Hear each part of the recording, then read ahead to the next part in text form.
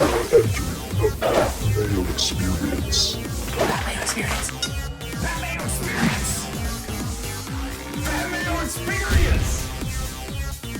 Experience. Welcome to the Pat Mayo Experience, presented by DraftKings. Week 3 DraftKings Picks and preview. Reminder to fill up the Pat Mayo Experience DraftKings Listeners League. There's 300 spots remaining. As of the time of this record, we made it bigger. You fill it up by the end of the show, basically, by the time you're watching it, and it'll probably be even bigger for next week. There's 3,500 spots, rake-free, guaranteed money. Don't need to sell you on. It's the best tournament on DraftKings. Playing it, all right? Smash the like, gently caress the sub button to the channel, and obviously the podcast. Sub to those, rate and review, all that fun stuff. Download, even if you don't listen, because that really does help us out over here in creating more shows, more content, more everything coming for you on Mayo Media Network. And a reminder to buy runthesims.com. Runthesims.com/Mayo will get you 10% off either the weekly, the monthly, the yearly. You want to upgrade after testing out the yearly or weekly, you're good to go with that 10% off. It's been winning big, especially on Showdown. Not quite as big as Tambo from runpuresports.com. Can I have some money? Yeah, you'd like that. You had the money last week. week. You fucking luck box. Oh, it's so lucky, man. The haters were out in full force, that's for certain. It was a good night, but it's the way it goes. That's why we play the game, right? We talk about it all the time. Showdown, anything can happen. You can't count the money until it's over. Ended up falling into my account. I'll take it. Yeah, has it ever happened to you where you've been winning something and then something ridiculous happens in the last 30 seconds of a game and then you don't win anymore? Never, Pat. It's never happened. That's the worst part of it all, to be honest. The funniest part, I guess, is that we act like we don't play this game every week. All the guys up top, there's a bunch of pros that fell into this position and others that fell out. It's unfortunate for them. It's a bad beat, yes, but it happens to all of us, and it's just part of the game. We've taken our L's in other places plenty of other times. Yeah, it's rigged for pros like you. Rigged. Yeah. Yeah. They made the call in so you could win. The worst word in gambling. Yeah, so I could win $38K. Like, life-changing, baby. Let's go. Yeah, well, I mean, $38K is nothing to scoff at. I'm not scoffing at it, but I shouldn't say you, like you that. Are, you are scoffing at it. I'm saying that they're rigged the $1 billion sports game on the Amazon Prime special $11 billion TV deal so Tambo can win $38,000. Tambo and 3 run the sim subs, I saw. That was one of the optimals that got spit out, was one of the winning lineups. So that's great news. What's the code for Run Pure?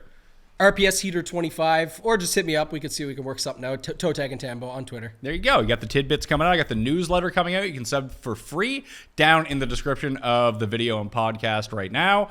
Good week for me last week. It's funny. We talked about 2 separate builds. One of the builds, great success. The other build, not so much. Yeah, we got to stop trusting Denver with anything. I'm definitely going back. Fortunately, they're not on the main slate this week, and that's what we're talking about. So that's good news. But you know what really worked out? Lamar, Andrews, Tua, and Waddle all in the same lineup. Yes, all of them together. Even if you put Bateman in there, you could mix him too. I felt like when I was constructing the lineups, I was like, Bateman's a bit too much here. Like, I don't know if Bateman's going to do anything. If I had played, well, the thing is, I came 6th in the Giant 150, which was awesome. That 50K to first, you were so close. Like, any running back does anything. The running back, I played the same 2 running backs in every lineup. I played Fournette and I played Gibson. If just one of them does anything, it works out. But it's funny because I ended up winning the extra. Stuff needs to go so right for you. We discussed this on the Sunday show. May not be a Sunday show this week. We're trying for it, but Tambo and I are in the middle of a giant hurricane, so we may not have power. We'll see.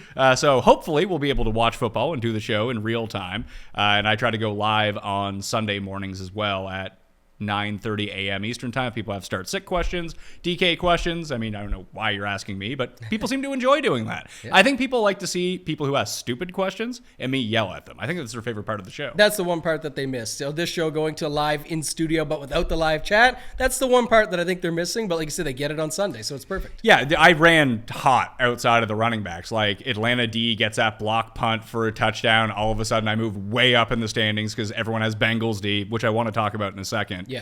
And I have the Atlanta D, who were the same price, and they scored way more. And that just was the separator for me. And then the Arizona game, because Levitan was right behind me by like 0.2 points, and he had Jacobs still going. And they didn't give Jacobs the ball in overtime. Yeah. And Dortch didn't have a catch, and that's how I ended up winning.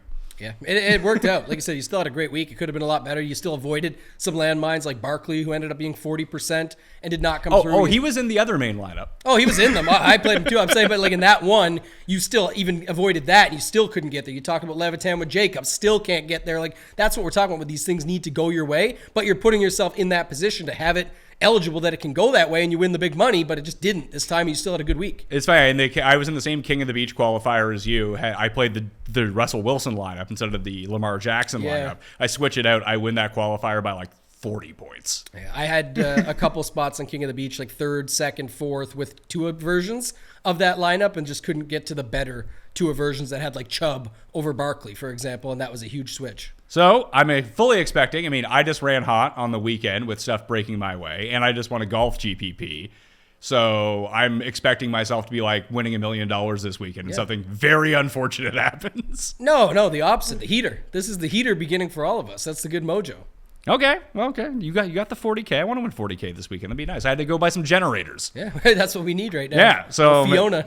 Yeah. Well, hopefully it misses us. Yes. To a certain extent.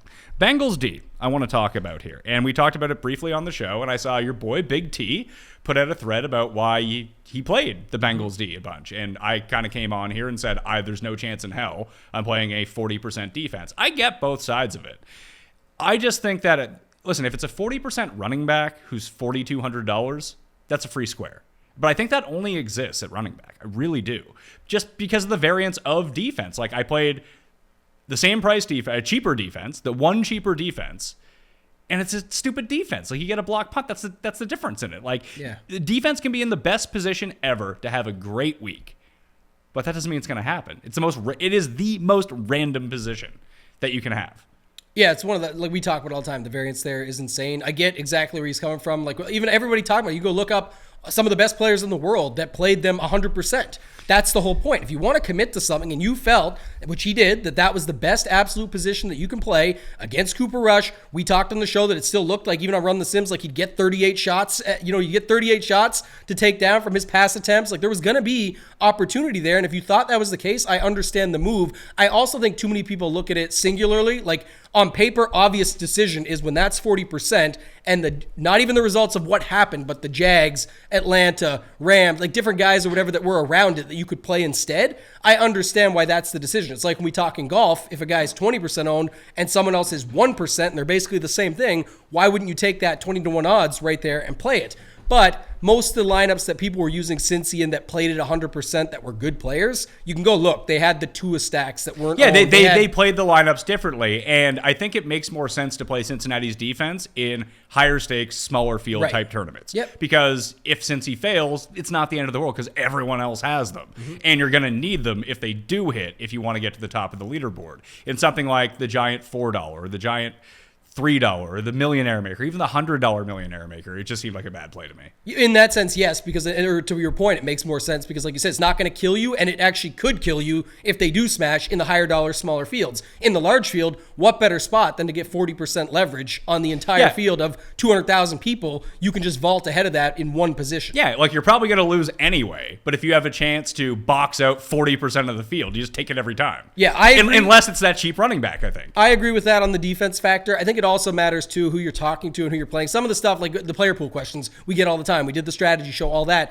I was watching something before I got here on this, and it's a prime example where, this person only plays 50 guys in the $20 Millie Maker. This good pro plays 120. They have totally different strategies, and you also don't know what their level of care when it comes to bankroll is. One guy doesn't give a shit about the money and says that I'm going to play it, and if I win it, I'm going to win 150 top spots, or try to do that with such a small pool. The other guy says, I'm going to play optimally for what long-term will get me up there. And even though they have a lot of money and they're a good player, they're playing two different strategies altogether, to each their own when it comes down to that part, I think. And then you find the third guy who's probably doing something completely different. Like Exactly. if there was a way to do this in like a blueprint, everyone would do it. Yeah. And these guys I'm mentioning and you're talking about too is that they have their blueprint and they're sticking to it and it's working for them. So that's the whole point of why those questions, when we get them, are sometimes bad questions. Not that we're trying to be rude or something. It's the facts that we don't know. Like guys win the tournament with a 96-man player pool in golf. Guys win it with an 18-man player pool. In football, 50, 120. There's different ways to get there, and that's the difference. So I've been playing more 20 max. I did that last week. Almost took down the $4. That was going to be nice. Yeah.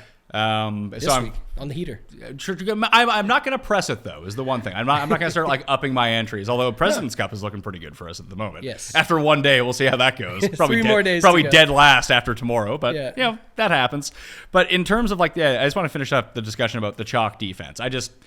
Especially defense. It just seems like a bad idea. I avoid it in large field stuff all the time. I understand why you're playing it, and if you believe in something, you do have to take a stand on it. That's where I think it matters most. And we talk about 20 max strategy, going more aggressive and playing a tighter player pool for it. Take your stand and what you believe in and play it. And that's why I got no problem with it. And really good players played 100% of the Cincy D last week. Okay. Whether it's right or wrong, it's what they did. For 20 max, I've tried to come up with a strategy for 20 max because I like building lineups. It's just fun, and I like having some exposure to a lot. Like I'm not just playing one differentiation of one stack over 20 lineups. I basically go my two main lineups. I mean, I build two main lineups every single week for the higher stakes, smaller field stuff, right. Single entry, because that's where I've had the most success. And even last week, it's like one of them did really well, one of them did really poorly. That's just going to happen. If one of them does well every week, it's going to be perfectly fine. Yeah. But I try to build like last week, I had 6 Lamar stacks, I had 6 Russell Wilson stacks, and I think I had, I went 5 and 3, I think, with the other one. I had 5 Trevor Lawrence stacks, and then 3 something else. Like I try to play 4 stacks, 2 main ones. Is that a decent way to go about it? Like I'm trying to figure out my own blueprint for this. Is that something that, or would you be like, no, go like 3, 3, and 3, do whatever? I like tightening it up, and I even do that for 150. Like typically in 150 set, even in the main large tournament, I'll only have like 5 or 6 quarterbacks and build my stacks out that way. It's either going to hit or it's not. I don't want to play again. People have success playing 18 quarterbacks, but in 20 max, I love that way. And like you said, you can go 5, 5, 5, 5, practice that way, practice playing 4. And that's the best part, is that can be extrapolated out. When someone wants to move from 20 max, say, okay, I'm getting the hang of this. Let me do it for 50 into 150 just to get a better number in there, and then get to 100, and then eventually maxing it. Hopefully that would be the case where you learn from that aspect of building out. And what you're doing, I think, is just fine, especially because you're kind of, I like these two the most. That gets you 12 of your lineup, 6 and 6. And then it leaves you 8 to do something like the 5 and 3. The 3 is your long shot, but you have those built good. The 5 is right, or the other 5 is like a little bit behind the 2 you like the most, and you're only on 4 quarterbacks total. So I love that strategy. Stock optimals for the week using Run the Sims right now. Obviously, this will get updated after the injury report and everything. So this is still early week projections. When you use projections and try to look at them, like closer to kickoff, always better time for projections. More information. Definitely. More information, more idea of what the injury stuff is all shaken out. The ownership is much tighter. All of those factors matter into it. So I think that's the key, is keep it close to lock. So looking at it right now, Fournette is by far the best play for the second consecutive week. Yeah. I'm doing it again. I don't think he's going to be super duper owned either. Just like when you look at it, he's the 10th most expensive running back on this slate. He makes every lineup work. McCaffrey's number 2. McCaffrey's dealing with this ankle injury. He's going to be fine. It's weird. Just like running back's been bad this year. Outside of Nick Chubb, apparently. Yeah, this is a classic situation. We're going into week 3 here, right? We've got it, not us, but everyone, we got it all figured out. Like running back's horrible. It's not going to work. There's all these timeshares. Get them out of your flex now, we're hearing too. Like make sure you're not using running back in any flex. You know who I used in my flex as as my guy last week in the main lineup? Who was it? Jacoby Myers. Okay. He was the single best point per dollar play that got spit out for me. I was like, he's like $4,400. He might not play this week. I really wanted to play him this week. Yeah, I liked it too. I've got the question mark by him. But to your point, though, that's a great way to go about it. I typically only run it with running backs and wide receivers in the flex, not tight ends. Last week, tight ends could get there because running back was so bad. So you saw that hit a little bit more than normal. But for normal use, I'm still fine with using some running backs. I think we have a good list here. The issue is what we're seeing lately is like, what's the situation now because of how bad it was last week? Fournette looks like he's the most popular. Yeah, but he failed last week too.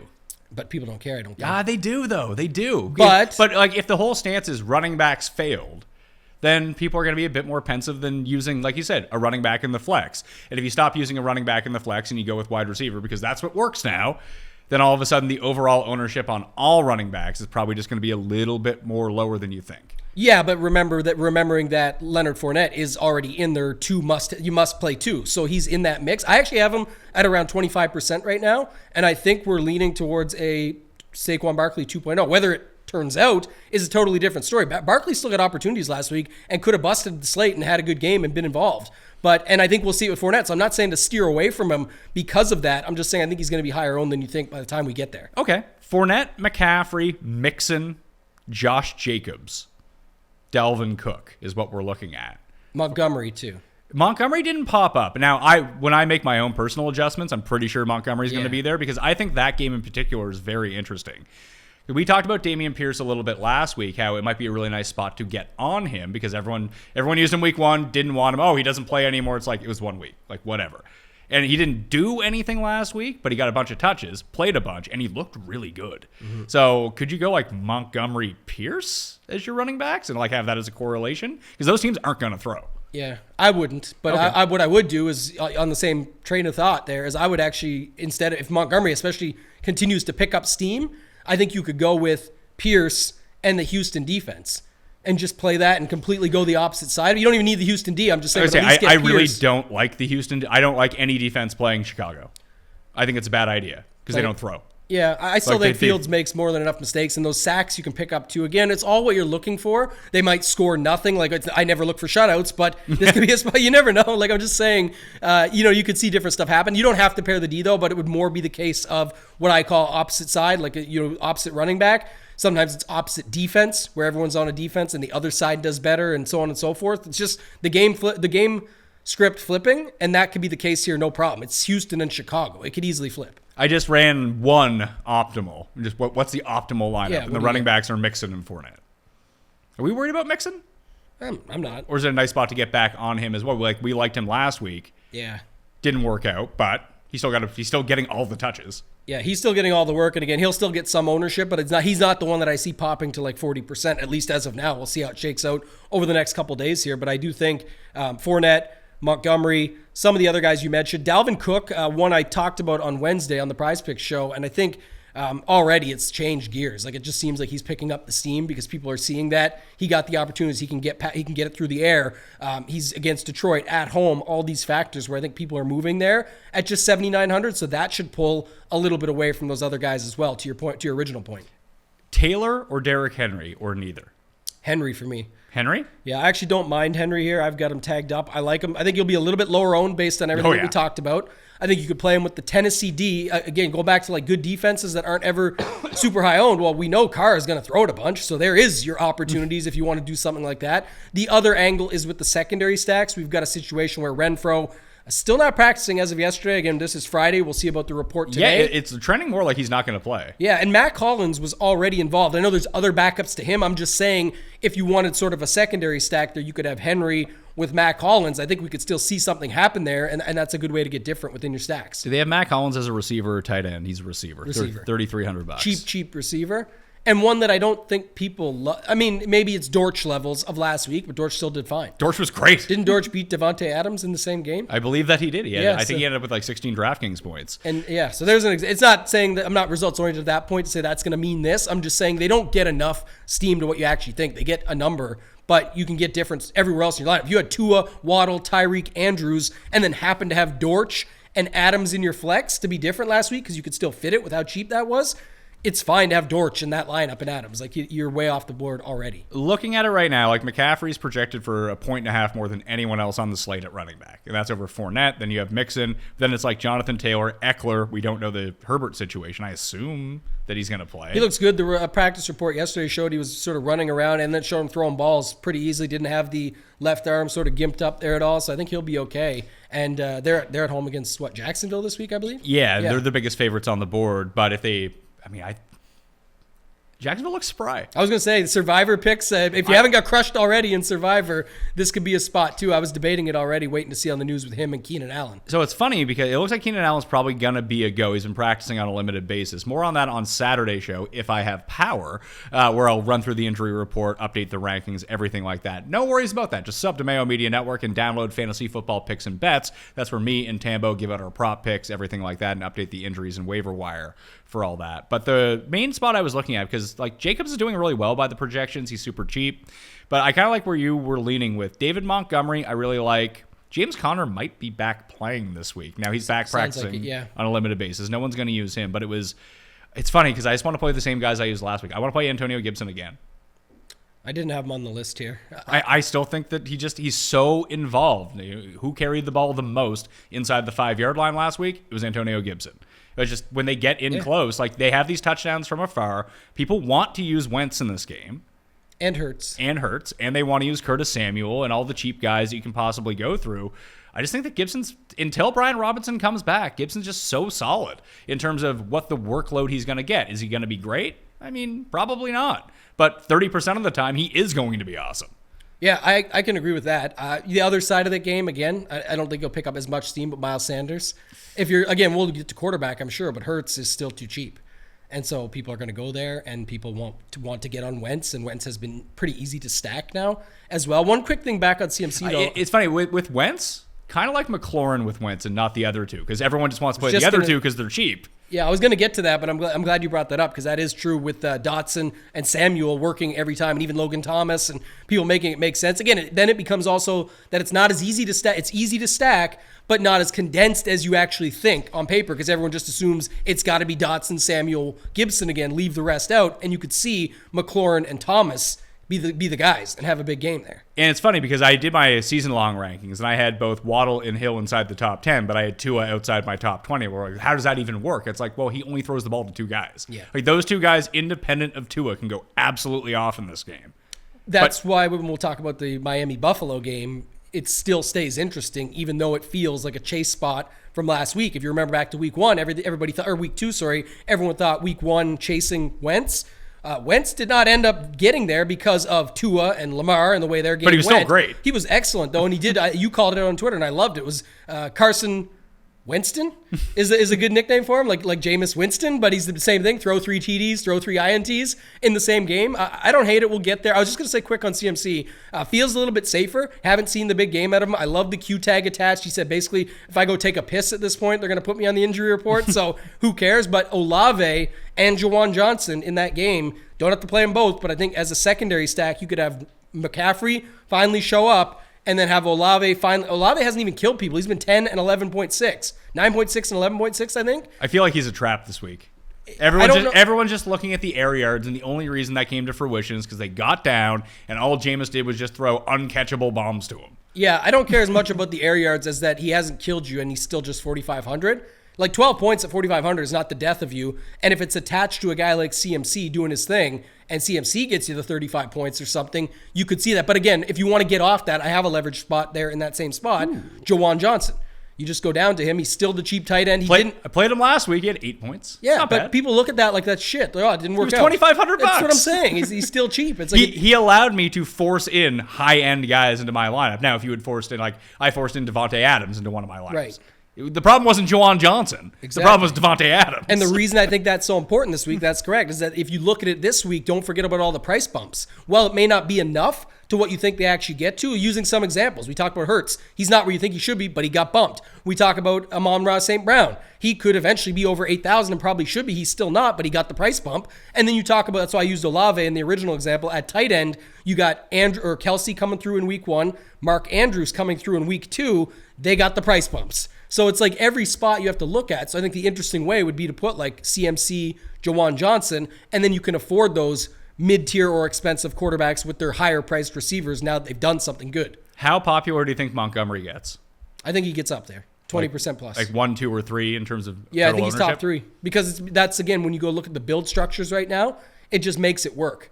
And that's where I'm saying if you go to some CMCs and some Henrys versus Dalvin is still cheap, Mixon always gets ownership, and then you've got Swift, Fournette, Montgomery, those guys, that they'll get spread in throughout. I'm just saying, I think Montgomery ends up in the top 3 ownership for sure. Yeah, I think he does. You mentioned Leonard Fournette's going to be the highest owned. We'll just see how Just got to make a decision on him. He's getting the chances. And don't forget, too, they're banged up big time. Yeah, they have no receiver this week. Which is like, we'll get to Gage in a second, but if he goes, he's like the only guy out there.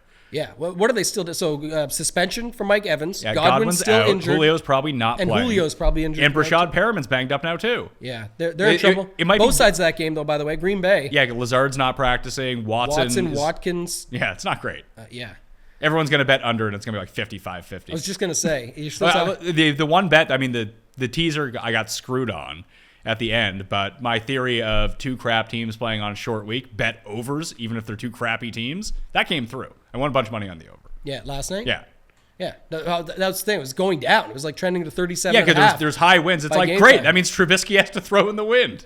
Well, it's not like these guys are guys that bomb it out there anyway. Like, they just throw these short. It's like their playmakers can do the work for them, and that is what ended up happening. But yeah, this is a game. I think it's a lower total, 42 if I recall correctly, for this Green Bay Tampa Bay. But you still have Brady versus Rodgers. And what's the whole story about those guys? Basically, their whole careers. You got guys that they picked up from the grocery store that become top wide receivers for them. It's like they can't figure it out. They will. And these are good enough wide receivers to still make plays. So looking at the top 4 right now on the board at running back, Taylor, McCaffrey, Henry, and Eckler, all 8,000 and above, all currently projected for under 10% ownership.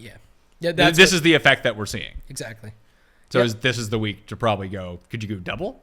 Could you go Definitely McCaffrey, can. Henry? Yeah. I like McCaffrey, Henry. That's the two I have at the very top of my list. Can you make that work with a stack, though? Oh, yeah, for sure. Like I said, just go, okay. Is it like Jameis and Juwan Johnson? You don't even have to put Jameis into this, but I'm saying if you put Juwan Johnson, there's still other games out there that you're able to stack up depending on how you want to stack it. But to our point earlier, like you don't have to play the highest priced wide receivers for their teams.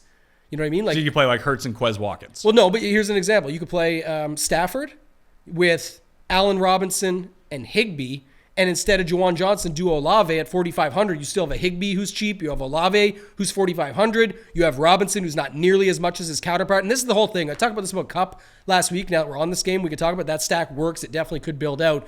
Is the same thing. What do you do? 35 points? Extremely safe. Cash games. High dollar, small field stuff. Literally almost never winning you a large field GPP because he's $10,000. Like, get that through your head. It doesn't matter. You're like, but he got 35. Nowhere near the optimal when you have Tyreek, Waddle, all those guys, Bateman, these other guys just showing, Amon-Ra at 6,500 just smashing, that you just don't need it, and it makes your stack awkward. You can't get there. You punt off too many places. So keep that in mind as you keep going there. But in cash games, I get it. Otherwise, no. So let's try to build a bit of a pool here. I think this is something that people wanted us to do of like who you're going to play at running back. And obviously this can change. Tune into Run Pure. You're going to have everything up there of what you're doing. I'll have my cheat sheet up on DK Nation as well, and I'll be answering questions all week. I think like we had a big decision last week about the low-owned running back in the low 7,000s. That seems to be a bit of a dead zone right now in terms of ownership. We went with, because Barkley sucked everything up, so we were like, oh, we can use Mixon instead. The answer was Chubb. If I just used Chubb, I would have been much better off because he's the one who smashed. Now, the process I think was right. I picked the wrong guy. That's going to happen. This week I look at it. Kamara's probably back, and he is 7,000. No one's going to own him. But I also don't think that anyone's going to own Swift, and I really like Swift. I think he is a great starting point to get you off of probably the Joe Mixon type chalk. Dalvin Cook, you're saying, is picking up steam. All that Leonard Fournette to start with DeAndre Swift, if that's where you want to go, because I believe his upside, he doesn't hit it quite as often as Christian McCaffrey or Eckler, but he's the same type of player as those guys. That if things break right for him, he's the one who breaks the slate. Yeah, Swift is always in play, and this game is going to get a little bit popular as the week goes on, and it should. Yeah, but everyone wants, like, if I play like the move with Swift, like we're talking about pivots, Amon-Ra St. Brown's going to be super popular. And he's almost the same price, even with the price bump at wide receiver. And no one's playing them both together, so they're going to choose to use Amon-Ra St. Brown, not DeAndre Swift. Here, I mean, listen, Amon-Ra St. Brown probably scores more points when you run it 10,000 times. However, based on the ownership, where Swift's going to be like 5%, I'll take that. Yeah, and you could also go back to our previous discussion on that lineup, sub out one of CMC and Henry, put in Swift, and go with Olave. So maybe sub out Henry, put in Olave. You can go with Cousins, Thielen, Irv Smith. Do you really want to use those guys? Because they're terrible. Oh, I do, for sure, this week. Yeah, especially if Cook is going to keep picking up steam like he is. I'm going to play the passing game. That game is going to, it's going to go back and forth. I couldn't, here's my problem with this, and it was a bit of the Devontae Adams thing from last week too. Like Carr failed. That if Cousins is gonna have a good game, like a fantasy relevant game that gets you to the top of leaderboards, I just don't understand a way he can do it without Jefferson. And you can mix him in instead of your expensive running backs. I'm gonna have enough of them. Like I said, I'm gonna play probably 5 quarterbacks this week or something, and that's one of the ones that's gonna be on the list. But back to your point at running back, Swift makes perfect sense. The reason he makes sense though is because you're saying that game at least has something going on that causes him to make sense at $7,200. So there is that. I have another one though here, just right above him, showing no ownership right now. Aaron Jones? Well, we just talked about this. They have no receivers right now. Where Aaron Jones is the wide receiver 1. Yeah, but he did well last week, so now it's the week to play A.J. Dillon. But it's also, he's not, why is he not picking up any steam in ownership? It's because Mixon, Cook, Swift, Fournette, he's jammed in between. He's just squeezed. But like we said, and the total's low. People don't like the total. Like he can't get there attached to Aaron Rodgers in a game where they're going back and forth with Brady versus Rodgers. I think he can do just fine. So I'll take him at some lower ownership. I think he's pretty interesting. And then one other guy I had just down below at 6,300, Clyde Edwards-Helaire. I'd rather play Gibson. I agree. He's there. But I'm saying if you want a piece of that game, I don't know if you've seen this conversation around Patrick Mahomes. You get him in a dome and he's like 7-0, 15-2 or 17-2 touchdown interception ratio. Like just goes off in those games. I think there's going to be offense here. See, I feel like this game has stink all over it. And if I'm going to play this game, it's the Matt Ryan side. Yeah, that's okay, but you can play Matt Ryan with his receivers and CEH and get off the passing side that people want to be on and play the other side. Sure, but I'd probably stack up the Colts, just do like Ryan and Pittman. And in that circumstance, I'm playing Kelsey. Kelsey is the only guy I trust on Kansas City to perform week after week. And I get you want to take your shot somewhere, but I'm also not thinking about a 150 build. I'm thinking about either a 20 or a 3 max, something like that. It just... I'm going to mix them in. Like so he's getting like 1 or 2% ownership in an environment where Kansas City is expected I to have score. Edwards-Helaire at 8. Yeah, this could be off. Like my point would be, it's still early. 5 to 8. He's not busting over 10% and crushing it in this game spot. So I look at that. I like being attached to a very good quarterback in a very strong offense that's expected to score points. Yeah, if I just run back Fournette, Gibson, it saves me a ton of money. I don't think Gibson's going to be quite as high owned as he was last week. He'll still have ownership because people kind of like that game because they want to play Hurts, which I think does make a ton of sense. But I think like right now it's a 13% projection. I don't think it's that high. I agree with that. And because I also Fournette and Montgomery are the chalk builds here at running back. It has to for sure they are. That's what I was trying to say earlier with the Montgomery situation. But that game too, what is it? Washington, Philly this week. It's kind of a weird scenario because we had Detroit versus Philly week 1, and then we had what did Washington play against Philly? Jacksonville. No. Washington played Jacksonville week 1. No, sorry, week 2. Who did Washington play again? Trying to think. It was Philly or Detroit? Detroit. Right, so you get those two teams mixed, and now they meet against each other, and everyone saw both those games go off, and so that's why I'm saying this game is still going to, and it's got a good total to it and everything. Maybe the common denominator is Washington. Yeah, it seems like it. That's what I'm saying. So that's where I could see Gibson at least picking up a little bit of steam there, but not enough to get away from it. I love the call. I'm good with it. So in the 5,000s, the Sims love Cordero Patterson. I don't. I just think that he gets over-projected based on a role that he had in week 1 that I think was very circumstantial. Mm-hmm. It's just like the Saints' run defense. The Saints' run defense looked amazing last week, what we expected. Why didn't they look good in week 1? They're running fucking triple option with Marcus Mariota. It was just like, whoa, what is this? And like Patterson, like on sweeps and stuff like this, it wasn't a conventional run game. And it got busted up a quarter in because Damian Williams got hurt, so they had to use Patterson, which I do think is a far more effective way to run their offense, which they just don't do, which is very confusing. But I think that he gets over-projected. Everyone wants to use Montgomery. I think Dillon is a decent spot, although I'm kind of scared of the Tampa Bay defense because it's quite good. That's why I worry about him because the Tampa Bay rush D is very strong. Aaron Jones is going to possibly be their wide receiver 1 here. That's potentially the case. Josh Jacobs is also the super high-owned guy in the 5,000s. That, flex play, if people want to save money, it's Montgomery and Josh Jacobs. I am good with using Dameon Pierce. I think that he is in a fantastic spot against Chicago. I think they're going to win that game. I think they're going to run a ton. It's going to be slow. Like he's probably going to have to score 2 touchdowns to end up in like a winning lineup. But if they're going to use him like they used him last week and he looks half as good as he did last week, the potential is there. And we just need the game script to flip from what people think has to happen. It has to be Chicago with Montgomery. Doesn't though. Yeah, just use Pierce. He's $5,000. Like if all these guys down at the bottom, like people are going to chase Breece Hall points after last week. But Michael Carter was still the one who was used more. Yeah. Like Michael Carter's probably still the better play, and he is $100 cheaper. I don't hate him in this game. I just really like Dameon Pierce. That's the 3 guys I had on my list for quote unquote down in the game. Maybe you get some opportunity. Is Michael Carter, Nyheim Hines against Kansas City. We didn't see it last week though. Is the thing. Like I thought down in that game. Like why wasn't there more Hines? Yeah, the thing is last week no running backs scored anyway. So the point is if we get there this week and you don't see it, these are just guys to consider. Ramondre Stevenson against Baltimore. Don't love any of these guys. Harris looks like he's playing though. Yes. To throw that out. But I'm thinking about what's going to happen. Baltimore, pissed off. Probably should have won last week if they come back. Like Lamar played excellent last week. It just didn't work out. Hey, having Lamar in your DK lineup won you money last week. He scored 50-something points. Yeah. He had 300 yards passing at 100. He hit the double bonus. He had the career game like you're looking for, like a big one, and it just didn't pay off because the situation in their secondary last week was not good. They brought Peters back. They brought Humphrey back. They played 55 and 49% of the snaps or something because they were just tired coming back from injury. And Tua took advantage of it and dusted them, and they had a good plan. And Miami might be better than people think.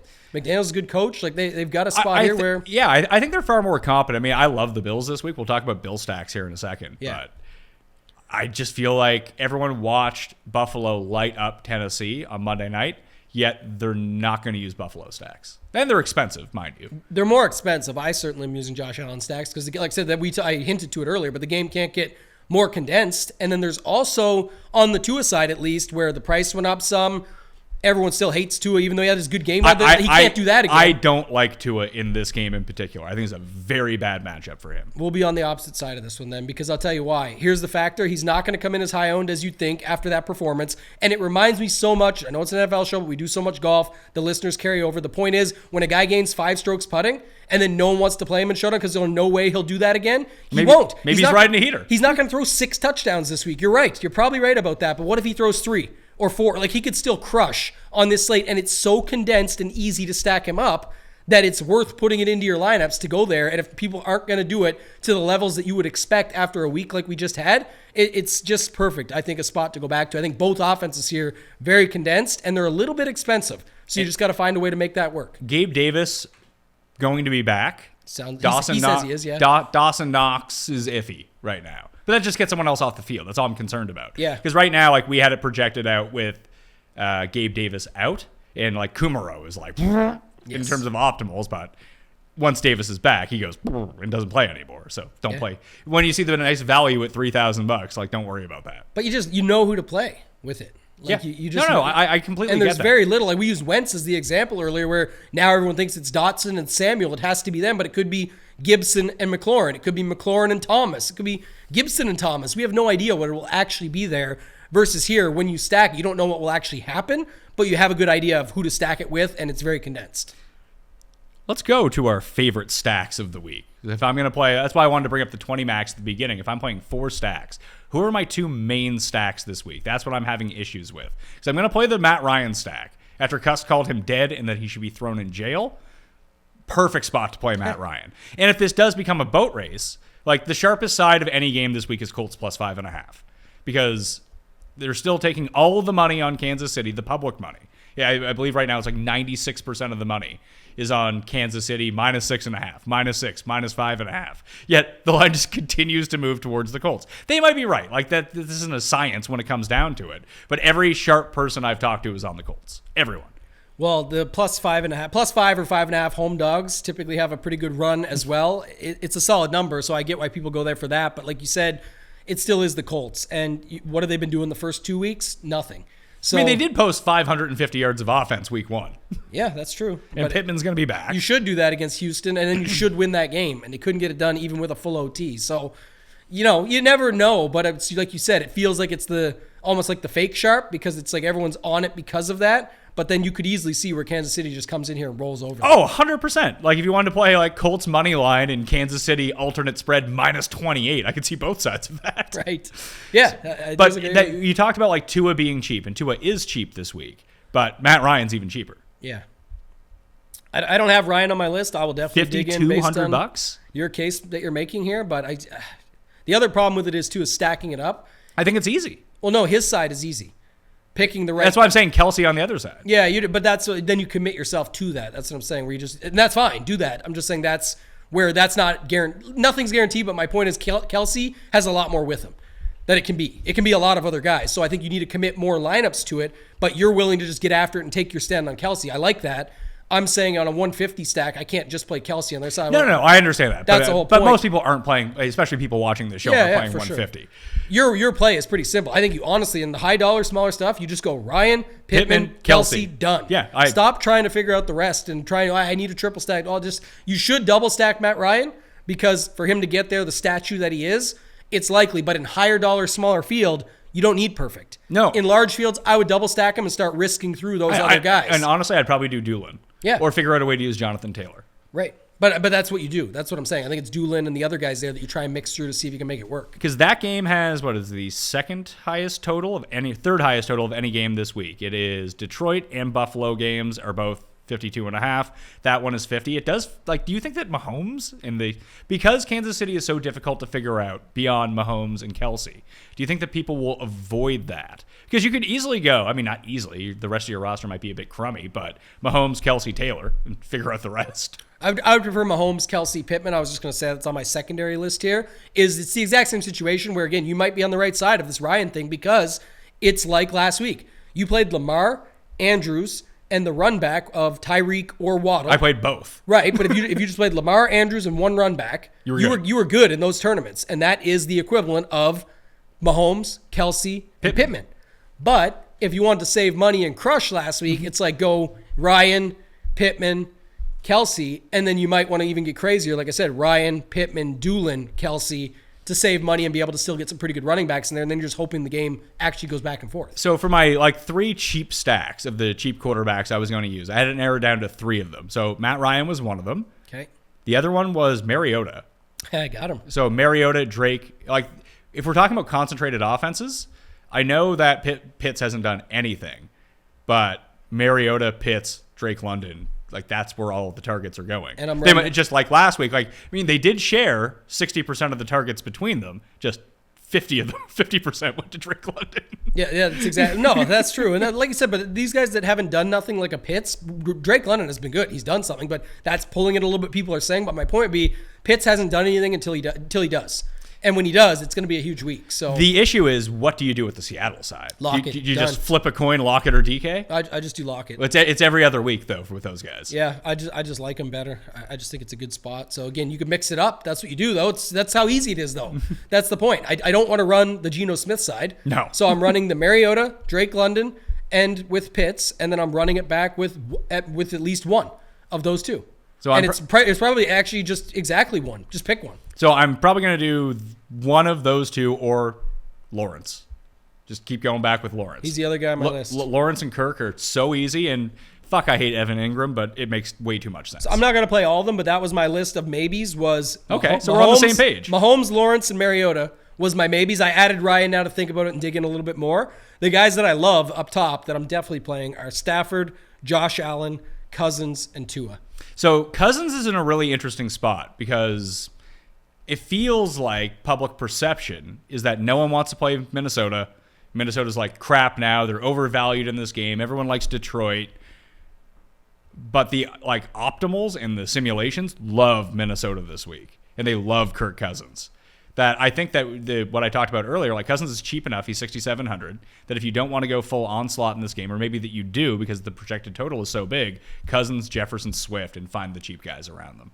Jefferson is definitely what you need to do here because no matter what the ownership projections are saying, they're lying somewhere because they've got Dalvin Cook as big projection for ownership, or he's getting there at least, he's steaming up, and now they've got Cousins, so they can't decide, right? I only have Cousins at 9. That's what I have, Matt, too. And I'm saying that's not enough you think for that's me too to low? care. I think it's probably about right. Okay. But I'm saying if Dalvin keeps picking up steam, I think then the Cousins number starts to go down or at least hold steady and doesn't get out of control versus I have Jefferson at like 11 or 12% right now. He's expensive. He's 9,300. I get that, but that seems crazy, though. That one bad week and all of a sudden the guy who was going to have 2,400 yards this year is now like, no, we can't play that guy. Well, yeah, and the thing about him, and I used this example earlier with Kupp, is now that he's got to that price where it is very difficult to make it work, so you have to use them for me at least, I have to use them in the stack with Cousins. How do I handle Hurts? I'm not playing him in large field. You're not? No. Okay. He's by points per dollar, best in show. Yeah. He's still probably too cheap too at 7,600. But it goes back to last week, not on that slate, but the point of all those other guys that people were playing, it didn't matter. Yeah, well, and I think this is the point to hammer down on, and why I like Mariota in this circumstance, and why Trevor Lawrence makes a lot of sense. We're now seeing some of these more concentrated offenses get out. And if you want to play Hurts by himself, maybe that's the answer to all of this, then you don't have to figure out the rest. But it feels like if you play Hurts, and it's almost like playing Mahomes, if you try to do anything other than Kelsey, is that you can get it so wrong that you're now out of it. Yeah. And if you're forced to stack with Hurts and use A.J. Brown and AJ Brown has 4 for 40, like you're Yeah, done. and then it's Quez Watkins you're day, or it's cooked. Devontae Smith day, or it's Goddard, and you can mix all those guys Or up. they too just if you run want. 8,000 They times. just run it a bunch. It's Sanders, Gainwell, Scott. Like that's the point about all that. Why I don't love doing it anyway. But he is also a guy that could be a guy that you have to have. Like he can break a slate. Sure, but I'll just let that happen. Will he break it that many times on me? Probably not. His price will keep going up. Week 3 will be a bad one, and we'll get him back in week 4. But that's just how I view it. He appears right now. He's the number 1 quarterback in terms of optimal rate this week. So he appears in the after 10,000 simulations, he appears in the optimal lineup 11% of the time. That's 1 in 10. Yeah. Who was that last week? I can't remember now. It was somebody else that didn't get there, obviously. But Yeah, it wasn't. No, Definitely it was Lamar. yeah, it wasn't Tua. No, it was Lamar. But Lamar was the optimal play. He wasn't in the optimal. He wasn't in the perfect lineup. He Said that. He wasn't in the perfect lineup? No, 194 points was the perfect lineup with Tua. And 294. 294. Yeah, I was going to say, I scored more than that. 284 got there, which was crazy. I think the only thing they had different was Jeff Wilson and something instead of needing, ended up being like Pollard actually made the perfect lineup last week to make it all work to get the best that score. makes sense. But it's not that it can't get there. That's my whole point about this. But so maybe it's Wentz. Maybe Wentz just does continue doing his thing, and you talked about it already. What's his ownership right now? Not much at all. No, it's like 2%. 6,300. We just talked about it. You go, you can put Gibson into a stack. Philly D on the other side. He targets him. You can put Philly D in there and your high dollar, smaller stuff. Yeah, let him. That's a part of the stat. That's part of the correlated stack. That's a part of how Carson Wentz gets there. It He works. needs to throw a pick 6, turn the ball over a bunch, and then be in such a hole he can only bomb it the rest of the game. It can work. It can definitely work. And then, like you said, but you've got the other guys: McLaurin, Samuel, Dotson, Logan Thomas. If you want, you probably won't get much of him, but that's the point. Just double stack him, run it back on the other side, and who do you pick? Here was the interesting. AJ Brown, Sanders. Go ahead. Yeah, or Philly D. Or Philly D. Yeah, Just run it play back Philly with the D. defense. Yeah, force that in. I know Lamar is dealing with this elbow injury, but he is like unowned this week, coming off a 53-point game. I know the Pats D has looked pretty good. It's tough to come up with like a full stack in that game. Yeah. But if you just go Lamar, Andrews, and like Jacoby Myers, if he ends up going, like no one has that. And you don't think Lamar can score 50 points again? No, You think he'd score 40? no. Really? I think Belichick will have a plan in place like he did last time that just limits him. All I'm saying is I think his ceiling gets capped against good coaching, and even if it's a way worse D than we've seen for Belichick in the past, I still think, for example, to your point, you're on the right track, but it's what we already talked about, and you had it. You nailed this. So it's Allen. It's Mahomes or Allen, but you said it earlier. Mahomes is right there at similar price, $100 less, similar ownership. Kelsey is right there where Andrews is, similar, more money, but still. And now you have Pittman as the more obvious run back versus New England. You don't even have to run it back, or it's harder to figure out. So why not just run the KC Indy stack that way? That is, if you just do that, like very simple, Mahomes, Kelsey, Pittman, you have $4,500 left per player. I think you can make that work. You can definitely make it work, and especially, like I said, in the higher dollar, smaller field, you can fit in more of the choppy Juwan plays that make Johnson. sense. Yeah. Well, even without him, if you go to some of the cheaper guys, if it's Mac Hollins that ends up making it work at 3,300, now that boosts your number again. Your defense is going to be in the 2 or 3K range, boosts it again. You start to find more money, and you can start to link up some secondary correlations and stuff that at least make it make sense, and you can still find a way to get there. So Allen, Mahomes, Wentz, and then one of Mariota, Lawrence, or Matt Ryan for me, I think, is where I'm going to go. Yeah, I could ditch Wentz and go with 2 of those cheap stacks. But I think I'm kind of committed to Wentz here. I do like your Cousins thing though. That seems so safe.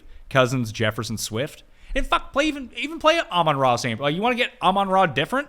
That's a way to get different in it. Play him with Swift. It's not like they independently can't score a bunch of points. I also think, like I said, I'm a little bit off the board on this because of my cup take. Is that it is getting expensive for Jefferson. I know you think that he needs that to come along, but realistically, he can throw 3 touchdowns standing up. And when you think about the slate and how expensive some of these guys have got now that we're to week 3, if you have Cousins, Thielen, and Irv Smith, that could be 3 touchdowns. 2 to Thielen, 1 to Irv Smith. He, runs for 20 on the ground, scrambling out. I feel like that in the It's not range. asking too much against this That's team. asking It's a Detroit. It's It's asking Detroit. a lot for Kirk Cousins. To say that, hey, we're going up against a bad secondary. We have one of the top 2 receivers in football. And what we tried last week didn't work. Let's go back to what worked, throwing to Justin Jefferson. I feel like that outcome is just so... But Jefferson just adds to his yardage total to give him the 300 bonus. I'm saying you could easily see a game where Jefferson still has 8 for 90 and no touchdown. Yes. But then Thielen gets the 2 touchdowns in the end zone, which has happened a bunch of times. And then you also have Irv Smith, cheap to make it all work. I'm just saying that's how I get Amon-Ra St. Brown in there and still don't punt my lineup off completely.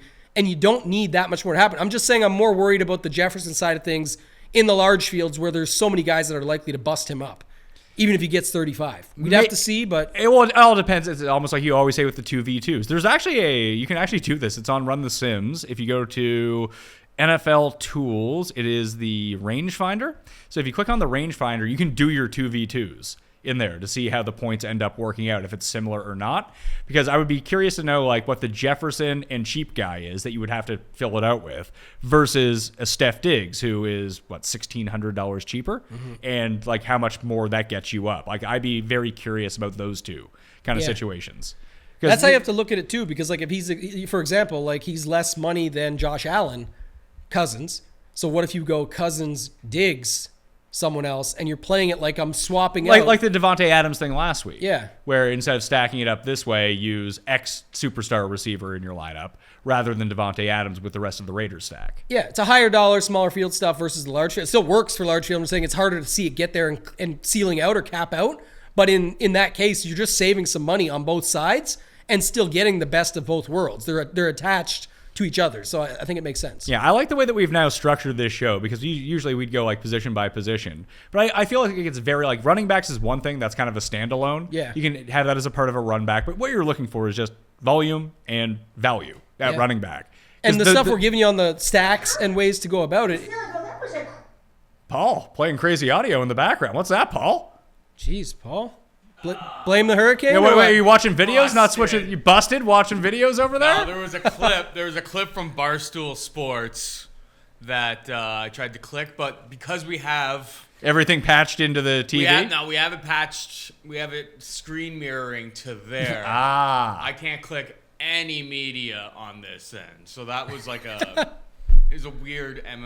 I won't click any videos ever again. Dock his paycheck, Pat. Massive I can't do that. Apologies. I just interrupted the entire show. Yeah, show's over. I don't remember what we were talking about. I was talking about, I like the fact, we'll jump right back in, professionals here. I'll jump right back in and say it was that we also go about the stacks where it gives you some ideas on how to play it, and then you're filling it in. So if you've got a stack that we're talking about that you think is completely off the board, go ahead and put your Fournettes, your guys that you want to put in there that you feel good about. Yeah, like Mariota stack with Fournette and Montgomery. Then you're fine. I'm saying, but when we're talking about some of these ones that you think are going to get a little bit more popular, like if you think Cousins is just too popular, but you still want to get there, well, you better get some of those cheap running backs or those off-the-board ones that we talked about earlier to make it all fit. Yeah, in terms of the discussion that we're having, that's why we isolate running backs, but like tight ends and receivers and quarterbacks have to be lumped into one. They blend together. Like it doesn't make any sense to do it like I had been doing it before. It's like, here are the picks at wide receiver. It's like, well, how many of these one-offs are you're like, yeah, we like all the good receivers? I try and mix in the secondary stacks as we go throughout too, so you can I find some of those, which makes sense. That's why I like it. But it's not like Cooper Kupp is 99, Justin Jefferson is 93. Yeah. Which one of these guys is the play? It's like, well, who are you playing at quarterback? That's what matters most. I think that's why when people ask those questions, they're not always linking it back. Even though most playing now know you need to correlate some, at least that you should be. The point is, it's not always the case. I'm glad you brought up though the Mariota one because I was going to ask you about that. Now I'm going to sub one in separately right quick. Is the Kadarius Hodge? No, I want to ask. Flacco? I want to ask about Burrow against the Jets. I was going to go the other way. Flacco on the other side. If you want to play Mixon, and then do like Flacco. I need to see the injury report, and we'll get to him in one-off tight ends. But Tyler Conklin's in a great spot. Yeah. As long as Uzama is out. And then you can use Garrett Wilson, or you can just use Elijah Moore. Yeah. Use one of those two. Garrett Wilson looks good, by the way, but it's 1 week. We'll see. He's always been good both. But, that's what I was asking him. But Burrow, here's the thing. What I was going to say is going back, I don't know his exact price, but I think it's only $8,000 this week. We talked about those $9,900 wide receivers. $8,100 for Jamar Chase. Right. So, Burrow, Jamar Chase, if no one's on this against the Jets, man, like you could definitely see this be a way to get there. And we have a run back. Burrow, Chase, Conklin. Conklin for all the savings. And forget about worrying about, is it Elijah Moore week this time or is it Garrett Wilson week? Or in that particular circumstance that you're talking about, because you need the Bengals to score so many points, if you want to waste one of your running back spots, I don't think that Michael Carter becomes a bad play there either, because he's going to have 20 targets out of the backfield. Yeah. Or another thing that I'm actually Here's the problem, though. I think the Jets are super live in that game. I think that people are giving the Bengals far too big of a pass for the first 2 weeks, and I think they have real problems. So everything you just said, it makes me want to stack it even more, because if you think it becomes a game, Joey Burrow gets involved more like that, then that has to be a back and forth. And what you just said, I love this actually. I'm going to mark this one down. High dollar, smaller field. You anything though, but I'm just saying, but you go Burrow, Chase, Higgins, Michael Carter, Conklin, 5-man game stack. It's cheap enough you could still fit in whatever else you want around it.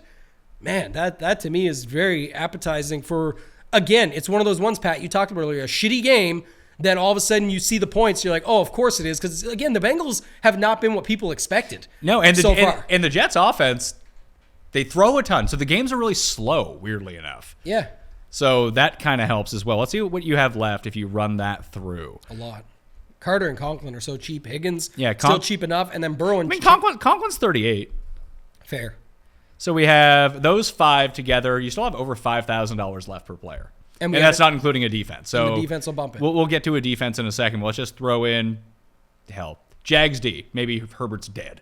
And it's a great spot to be in. They're 2,300. I'm not saying that's a or it's spot. worth a try to play it again. Yeah, but let's just throw them in as they're not the cheapest, but they're below 2,500, where I usually like to stay for defenses. Yeah. Now you have $6,000 remaining for a running back, a wide receiver, and a flex. And now that you're in that situation, you can play this as many ways as you want. You can go find the cheapest wide receiver that you like, Mac Hollins, if he's out. Yeah. And then you can just jam 2 studs into your lineup if you want to. If you throw Hollins into that lineup, if there's no Renfro, he's 3,300. Let's see here. Between a running back and a flex, you have $7,300 left. You could use Diggs and Fournette if you wanted to. Yeah, lots of options. That's my point, where you only really need one thing to go right to start things off. Yeah, and I don't mind this one, especially for the smaller field, larger dollar tournaments, because if Conklin... I mean, yeah, we have Mac Hollins in this one too, but if Conklin fails as a part of this game stack, but as long as the Cincy side goes off, I mean, most tight ends fail anyway. Yeah. And they're cheap. 3,800, yeah. Like if he has 7.5 points, you're fine. Oh, yeah, and it could be even better. Yeah, no, that's what I'm saying. You have all the upside built in. But your point is great there. The 4 for 40 game. That's 8 points. That's fine. $3,800. And assuming the rest of it went off, now you've got plug and play good plays everywhere else that you can just put in and rack your points up that way. And if we don't get another week where there's 300 points on the board, that could be huge. Yeah, I probably wouldn't expect close to 300 wins this week. It never works that way. It'll be like 187. And that's where, again, like you're parlaying up a lineup in the sense you need one big thing to happen with those 5 guys. If you have a secondary stack in there, you've now got 7 of your guys used on needing 2 things to happen. 2 game flows to go the way that they need to go. And well, with defense. That, yeah, I was going to say with that one, if we do include Mac Hollins, then you can play Derrick Henry at running back, and you still have money for Michael Pittman if you wanted it. Whatever you want to do.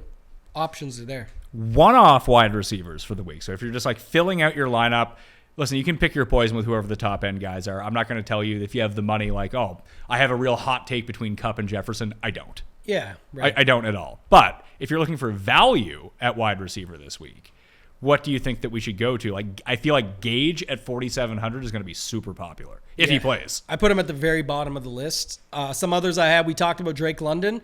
Again, we talked about stacking him, but I think he's still fine. Like, he's attached to Mariota. Does Mariota break the slate? You had Hurts at 11%. Mariota's got to be like, what? Less than 1%? Oh, I see. I disagree just because he's running so much that he now is a part of that group of quarterbacks that has that ability to just score 45 points. I like it for that angle. That's why we've already talked about the stack. He is in the optimal 4% of the time. Okay. So that, again, that's why we talked about the stack earlier, but my point would be London does not require him. No. You can put London in as a good lower sort of mid-tier price now, one-off receiver. I like that.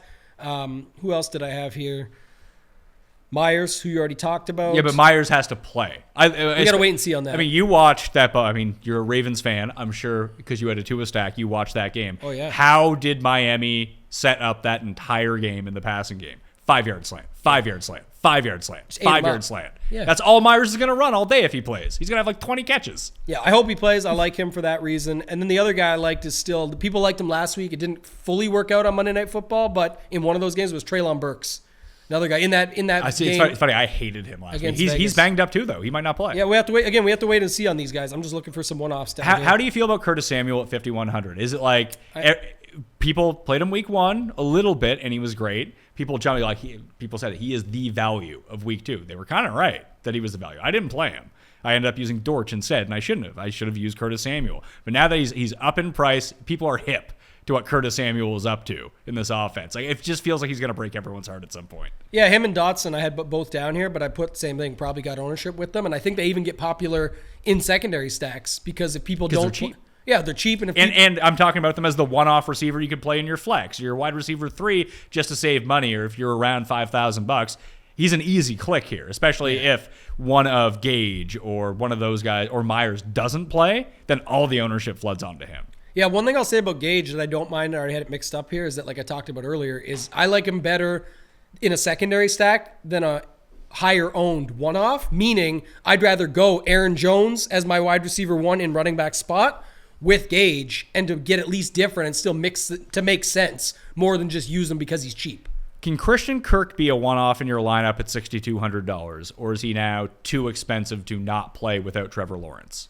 He's got up there in price. I'm glad we talked about this on the strategy show as well, but where it gets some point, they get there, where it's like for him to have the game that matters, it might be bringing Lawrence along because his quarterback's cheaper, so it kind of brings that along. But he's still fair priced, man. I think you could still play him in there, and you might still want to secondary him, though, and see if something else can happen. I would do it with Mike Williams.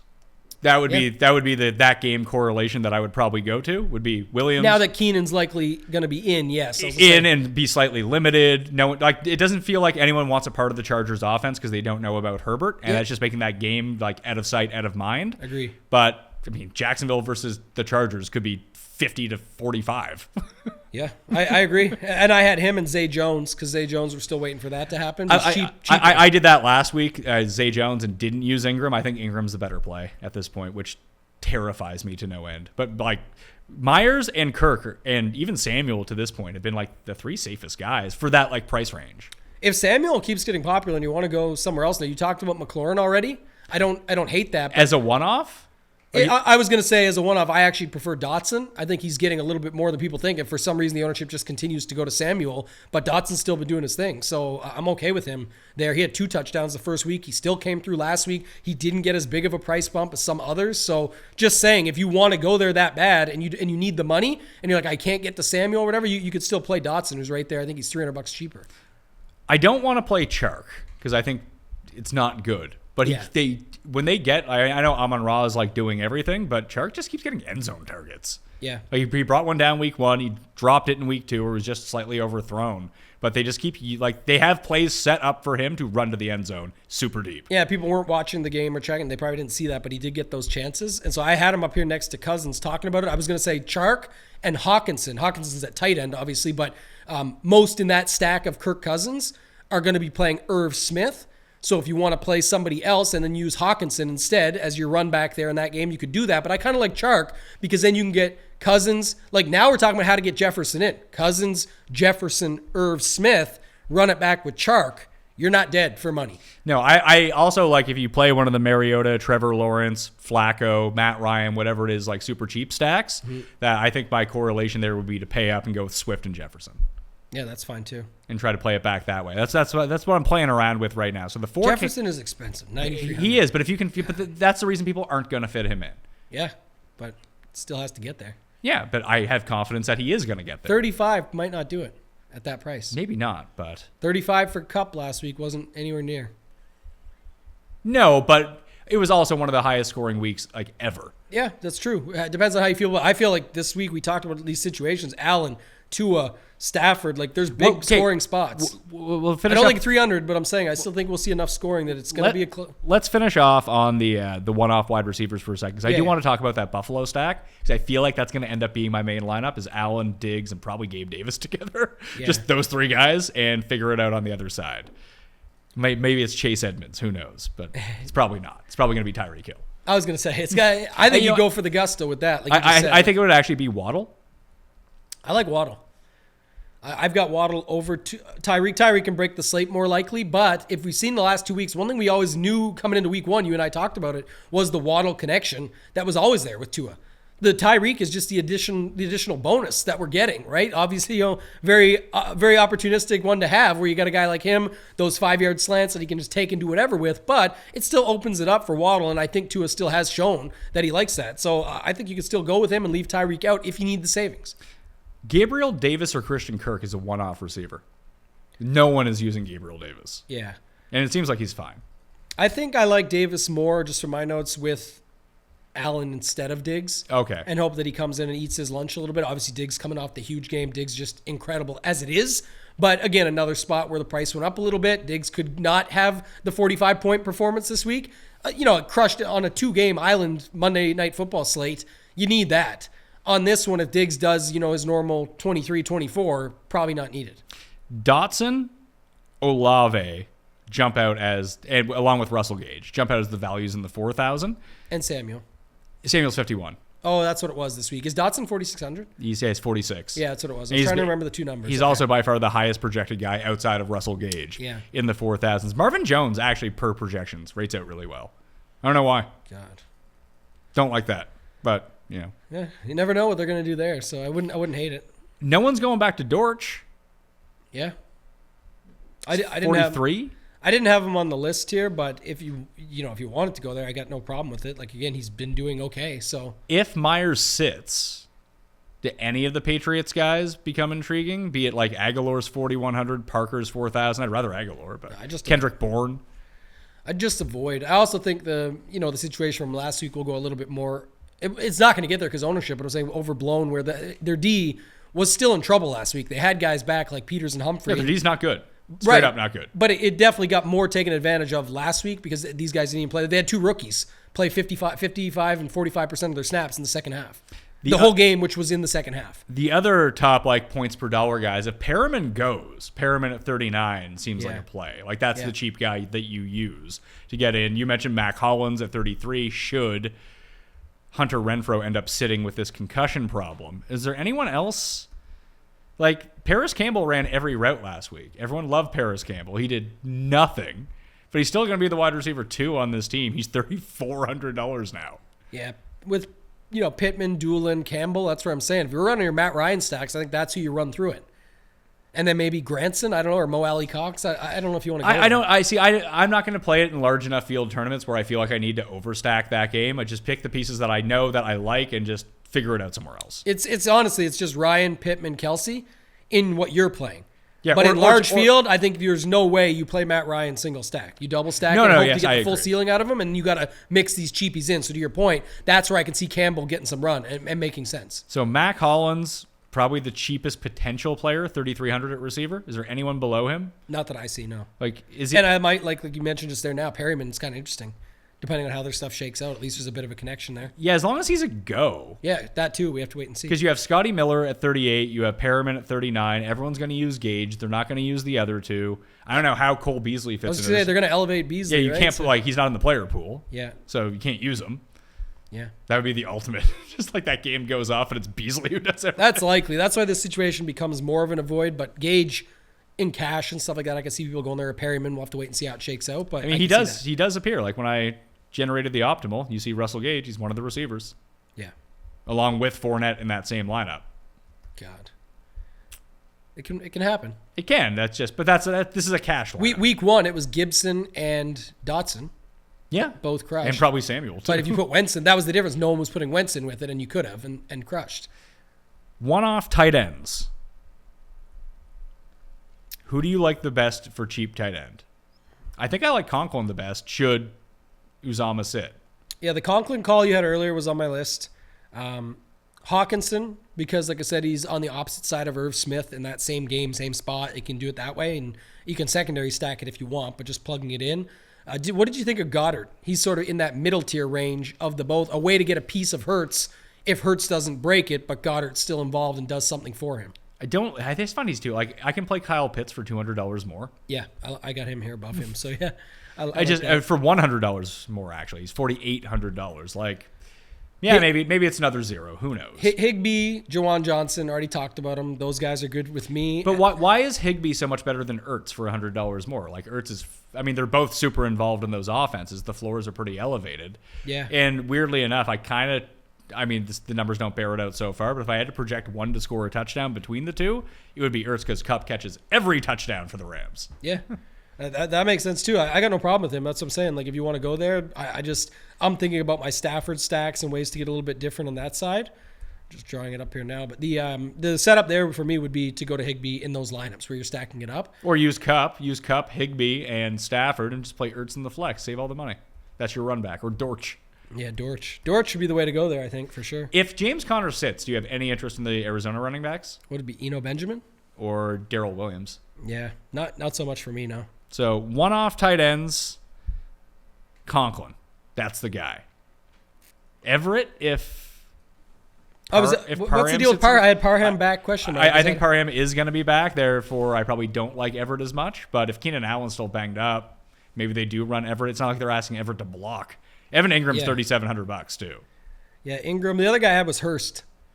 I like Hurst. Hurst is the opposite side of Conklin in that game. But again, going back to those stacks we talked about, it's another way just to mix them up. I'm definitely getting on that game now, just the way we talked through it. I think the Jets could put up at least something to make it and push Burrow. And we've been waiting since he's 0-2, right? Lost in OT to Pittsburgh and lost again last week to Dallas.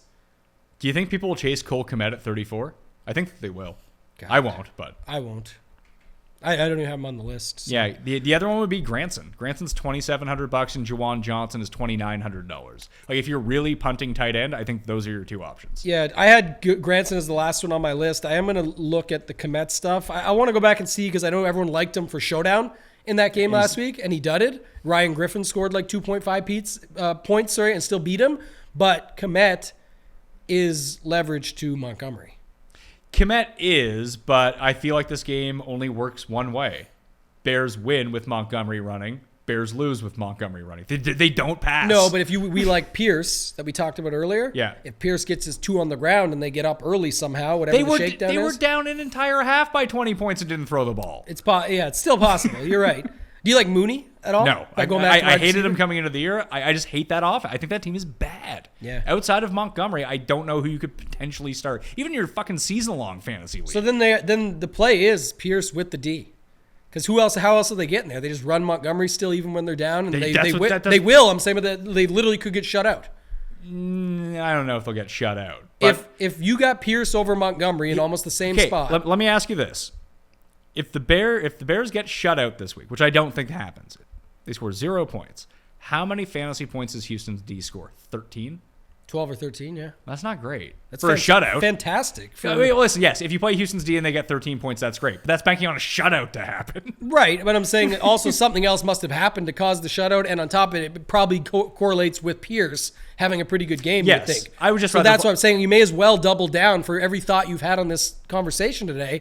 It makes sense for you to put in Houston D with Pierce. You don't like the run backs. You don't see them doing anything but running, and Montgomery's going to be high owned. In lineups, you're not playing Montgomery because I'm sure you're not avoiding him completely. No, I'm not fading with the stacks we've got. My point being, when you are against him, though, you almost should double down based on all the thoughts you've had today. Of the popular running backs that are like cheap, I'm just not playing Josh Jacobs. Yeah, I like that. I'm with you on the other thoughts. I just think put Montgomery in those stacks where you're off the board already, and if you're not playing Montgomery, you could play Pierce with the D. Yeah, I'm not using Houston. Like, I will tell you right now, I will have 0% Houston D. That is not how I like to play defense at all. I feel like that caps my upside of what I'm looking for. Like, I need to find a defense that breaks the slate, and I don't feel like even in a shutout they can break the slate. Maybe I'm wrong. Fields throws 30 times and throws 5 picks. Yeah, but I think last week is in people's head. Like, there's so many slates where defense doesn't break a slate. That's what people remember. But I'm looking at all I'm trying to do is find a defense below $2,500 that's going to face 40 pass attempts. That's all I'm looking for. I don't care if they're good or bad. Yeah. It was like why I used Atlanta last week. The Rams are going to throw. You throw enough, you're going to make a mistake. Yeah. And like, to be clear, Houston's not my favorite D. I'm just saying what people watching the show or listening to it are always doing, same as what we're doing. They're listening to what the other person's saying and trying to formulate a thought. Mm-hmm. Listening to you all day today, you don't like the Chicago side that much. You're just going to be running with Montgomery. And if not, it's going to be nothing. So you might as well double down on your earlier Pierce call if you're doing, is my thoughts. Yeah, I just like Pierce. I mean, the one guy we didn't talk about from that game was Cooks. He was another one-off guy. He is a legit low-owned leverage play. Yeah. If everyone's using Montgomery, and I'm guessing Pierce will build up a little bit as the week goes along. Montgomery, Cooks, or just Cooks. Yeah, but I'm saying as a way, like we talked about earlier with Gage, as a way to get different is to play Aaron Jones with, who's not getting any of the love and is squeezed between the popular running backs. You're kind of flipping that if you really do like Montgomery and think it's a decent enough spot. And look, running back's been horrible anyway, so maybe 20 or 15 from Montgomery is good. You can get in there and get it a little bit different with your lineup and make it make sense by putting Cooks on the other side. Let's talk defenses. How are we filling out our lineups at D this week? Lions? Probably not the Panthers. I was thinking Lions. Just at first glance, but Detroit was not on my list, no. If Hutchinson is good, and it sounds like he is, he wreaked havoc last week. And after watching the Monday night game, Minnesota's offensive line, not great. Yeah. And if Cousins is going to be in a high leverage spot where people are going to start, as you said, like Dalvin Cook's team is building up. I like that for that reason. I was just about to say. I Cousins' team is now building up as well. He'll be like, this game in general will be somewhat popular. I don't know if the Lions D is going to be a part of that. And again, I just need this game to be a high scoring game. $2,200 too. Wow. Yeah, it's super cheap. I like that. You could at $2,200, you could have Colts against Mahomes. Dolphins against Allen isn't crazy because Allen's going to throw 40 times. Problem is he's going to post like 80 points. Yeah. That's I didn't have them. I did have Washington, though, to the Hurts stacks. Yeah. Right? Just as a leverage spot there. He does enough and gets sacked enough and things like that where you could find an angle there. So, and he's been bombing, like he's been tossing it up now. You got A.J. Brown, you got Quez Watkins, you got Devontae Smith, so Goddard, things like that. You can have a bunch of opportunities there where I could see that working. But I like that Detroit call quite a bit at 2,200 because, like you said, especially in lineups you're not going there with Cousins or with Cousins stacks or with Cooks, you just run it back the other side. Detroit works just fine. Your lineup already tells the story that you don't like those guys. The other one, Jets D against Burrow. Because, again, I am convinced that people have now talked themselves into get right week. Yeah. For the Bengals, like even that -5 that's hanging out there, like people are like, oh, it's free money.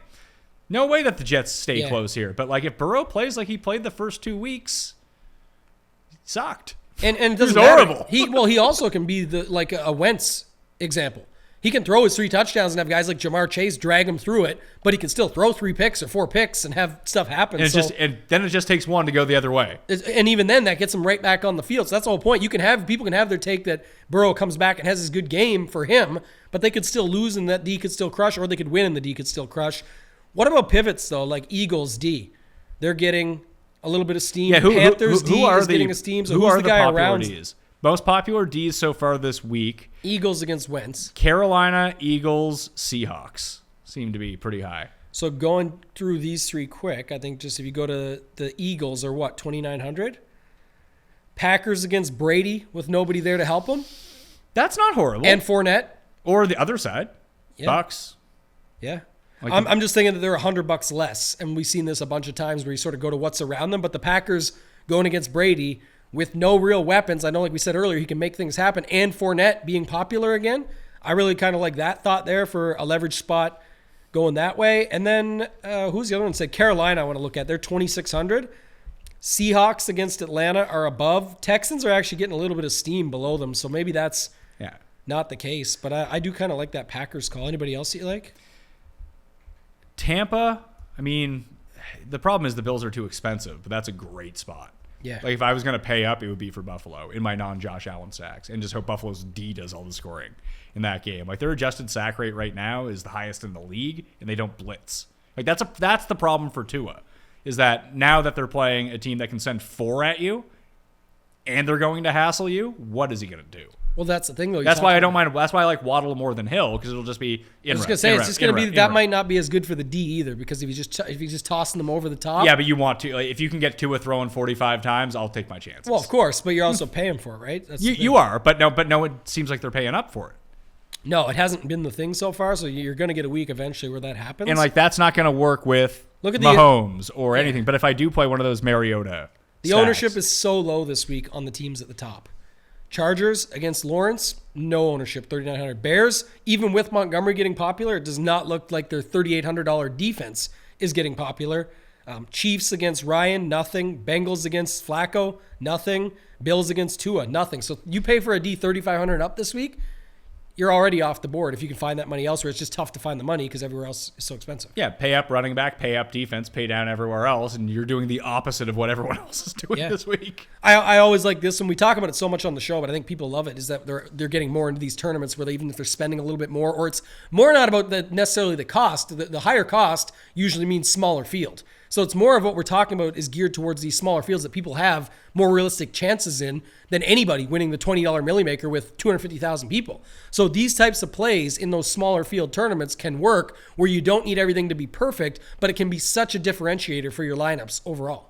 Packers, right now, 5th in adjusted sack rate. Yeah, I like them. Man, it makes sense. On this slate, it appears to be, where the hell did the Bills go? Did I click on the wrong thing? No, I'm looking at O-line stats. They're giving up the most, so don't quote me on that one. I had clicked off D-line to O-line. So Tampa, Let's go adjusted sack rate. Buffalo, Tampa, Dallas, and San Fran are not on the slate. Then you have Minnesota at 10%. Are Vikings D popular? No, I don't think so. Again, another one that you're just looking at. What are they? 3,200. Same thing. The only D up there, the only D above 3,000, even getting a hint of ownership right now, is the Saints at 3,500. But I don't love the Saints here because the Carolina offense takes zero chances. Yeah. Like, they don't throw the ball down the field. It's almost like the Tua situation, but I don't think they'll generate enough pressures. Like, yeah, Baker might take a few sacks, but weirdly, Baker isn't like, oh, I need to jam this into traffic. Yeah. Like, it's not like playing Winston. He'll usually like run out of bounds and stuff like that. And if it's backwards, obviously you can get that sack picked up. But I think in general, he's not making the bigger mistakes.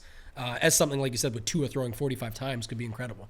Tennessee, 9.5% adjusted sack rate through 2 games. I know they've like lost everyone on defense, but again, I don't think everyone just like the Titans are poison right now. A lot like the Colts are poison. That maybe Henry, Tennessee D, Devontae Adams. And they're going against Carr. Yeah.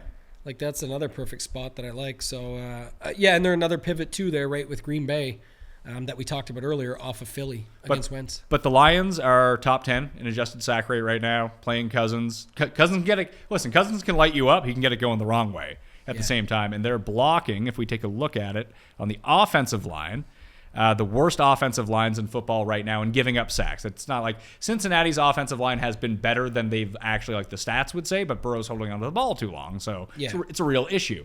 Chicago, Cincinnati of teams on this slate, New Orleans, Green Bay, Carolina, the Rams, Vegas. So the two that match up the best, it seems, so far, the Bucs are like the optimal play based on the amount that they sack teams versus the team that they're playing who gets sacked a ton. Rodgers doesn't throw a ton of picks, mind you, but they're going to be hitting them. I like the other side, but I agree. Yeah, I think that's a good spot. You brought me onto that one. And Titans, weirdly enough, like bad O-line with Vegas, they get a ton of pressure. That just makes sense. The 4 I like most that we talked about, at least somewhat, is Detroit versus Minnesota. For the spot, the leverage, the fact Cousins will throw. Mistakes can be made on some of these passes or tip balls, things like that. Green Bay versus Tampa Bay, Fournette, leverage, the fact Brady's down all his weapons and could just be old and bad now. We don't know. C, Tennessee versus Vegas, going against Carr, like you talked about. He's actually going to throw the ball, and like you're going to get spots there. And then I kind of like your call you had on the Jets against Cincy. Like if Burrow's not back, it can still be a spot to pick up. He threw, 4 picks in week 1 or something? Like he can definitely do it, and the Jets haven't been half bad. So I like that. That's probably where I sit as of right now. Those 4 stand out. How much are the Falcons? Love the Falcons every week. How much are they? Where are they at? I didn't even see They're them. up a little bit, 27. That's too much. So I think at the, what did I say the Titans were? 2,800. 2,800. I think I'd rather go Titans rather than Atlanta in that game, because if things don't go right for Atlanta and they score a bunch, they are just getting run. They're facing 50 rushing attempts. I also like that you could put him with Henry if you wanted to. Yeah, that's a typically when Henry has a big game, it's something that's getting him in the position to get those opportunities. So I do kind of like that as well. So Bucks at the high end for me at 3,100. That's not even all that. I mean, if you can get to the Bills, fuck it, get to the Bills or get to the Chargers or whatever. I think that's too expensive. But you can go Bucks at 31. I think that they are the safest, highest upside type play this week, and no one is probably using them because they want to use Gage and Fournette. And that's for sure. That kind of thing. Yeah. Titans just below that at 2,800. Then you got the Lions and Jets if you want to punt. Yeah. Although the Minnesota O-line has not, they've given up 3 sacks. What about the Jags running it back if Herbert is a little bit banged up? And I don't mind that. That's a bit chancier, though, in terms of what they actually do well, because they don't play good defense. Yeah, I agree. Okay. Unless they're playing Matt Ryan. But hey, they lit up Matt Ryan, so who knows? You never know. I like the other ones you mentioned better, to be honest. Yeah, so those would be my 4 that I'll probably run through, and I tend to lean on the side of cheaper than more expensive. Although that Bucks one, I kind of like. Feels like we're going to need it this week too, but 2,800, those guys both there, Titans and the Packers, to me, both are enticing at 2,800. Yeah, I'm just looking at it now. The Packers get like no pass rush. Yeah, I think it's more just the spot you're in. It's again, you're playing it for leverage, and if it goes your way, you could definitely see that happening. It's Brady, down weapons, Fournette, high ownership. Definitely a spot we've seen hit in the past. I mean, they're middle of the pack. I don't want to say they and Jacksonville are both middle of the pack right now, but it's funny, for as like decimated as the Tampa Bay offensive line is, Brady just doesn't take sacks. He usually doesn't. He just throws it away. But I was going to say, well, that's what you have to see. Yeah, I get what you're saying. If you get the opportunity. But I really like I like looking at it way more for what you do, the quarterbacks, and then the leverage spot. And with Fournette being likely the highest owned on the slate at running back, if not maybe everywhere by the time this week wraps up, that could definitely be a good spot to go. Shocked the Titans are still generating so much pressure. Blows my mind. Number 6 in the league, and behind Buffalo, Tampa, Minnesota, Tennessee on this slate. It's different regime a little bit, but Titans are a little bit underrated at times. Been in the playoffs the last couple of years. What was the one year they took out the Ravens and the Patriots, I think? Like, they've been doing a little bit better each year, sort of doing their thing. So it doesn't surprise me as much, but this could just be a good spot against Derek Carr and company. At home, Adams is there. But and everyone in the world is on the Vegas side. Yeah, I actually like that. It's another one for Survivor if you're still in it. You could go. No, I would not go with Tennessee. No, I'm saying that where you could take the shot. I think you're right. People do like that other side. Oh, yeah. Yeah. Titans. Sell Titans is the and they might not be wrong. Like, the Titans might be bad. It's possible. There's that too. Anyway, what do you got coming up this week? Rest of the week. Friday night show, Run Pure Sports YouTube. We'll have all the injuries and stuff by the end of today. If you have power. If I have power. Again, we're waiting to see that. Everything's if I have power. And then Sunday, of course, it's before yours. So you can catch my show and then go over to yours after 8:45 Eastern on the Run Pure Sports YouTube channel. We'll have the first show, Off the Chalk it's called. We go over everything, where the ownership ended up, and talk through even more of the scenarios that you and I have talked through today of like how we're shaping out our lineups for the week. You can follow Tambo on Twitter at ToeTaggingTambo and go to runpuresports.com. Obviously, his tidbits will be out on Saturday. I'll include them in the newsletter. You can sub for free. It'll have the full injury report, everything up to date, plus some more plays. You can find that down in the description. Listeners League down in the description. Additionally, I'll be back on Fantasy Football Picks and Bets with props and the full injury report and rankings update on Saturday. Weather pending, power pending, I will be here on Sunday morning and Sunday evening with Tambo and Cust live in studio after the games, so please tune into that. I'm Pat Mayo. Thank you all for watching. I'll see you next time. Mayo Experience! Experience!